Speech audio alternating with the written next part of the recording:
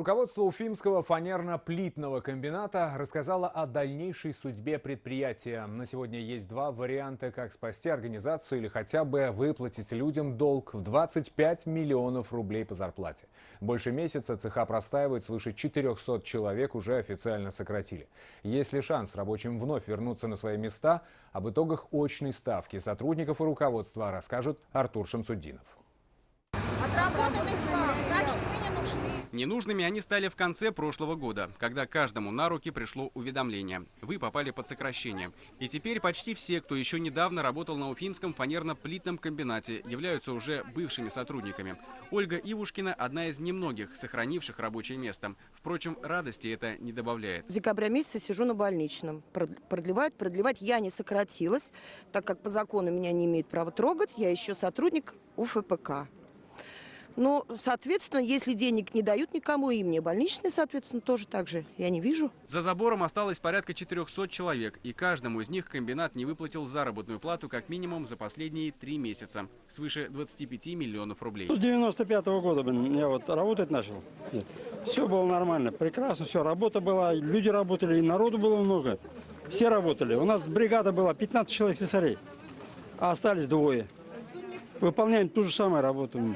Не рассчитываются с рабочими, не платят за лес, за электричество. Как говорят они нам все время, они за что-то должны. Действительно, долги по зарплате лишь малая часть. В общей сложности комбинат должен порядка 3 миллиардов рублей кредиторам. Фактически завод сейчас принадлежит сразу 4 банкам, которые отстранили прежнее руководство и назначили внешнего управляющего. Ведется внутренний аудит, чтобы узнать, куда все эти годы уходили деньги. Соответствующие выводы будут сделаны по комбинатам, и если будут какие-то признаки преднамеренного или эффективного банкротства, будут направлены соответствующие заявления в правоохранительные органы.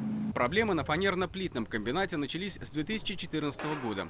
За это время сменилось не одно руководство. Где-то ближе к весне наши банки-кредиторы наши не согласовали мировое соглашение. Мировое соглашение по реструктуризации долгов и рассрочка этих платежей. На сегодня единственная возможность погасить долги по зарплате – распродать то немногое, что осталось у предприятия. В первую очередь на реализацию идут остатки готовой продукции. Впрочем, их не так много, и они смогут погасить около 14 миллионов рублей. Следующим шагом будет выставление на аукцион всего предприятия.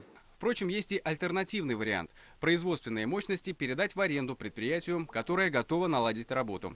В этом случае сотрудники смогут вернуться на свои рабочие места. Пример может послужить похожий фанерный комбинат на Уфимском шоссе, работа на котором возобновилась по такой схеме в прошлом году. В данный момент, в принципе, как раз подготовка уже к запуску ведется, набирается сырье, то есть осуществляется рубка, щипы для цеха как раз ДВП.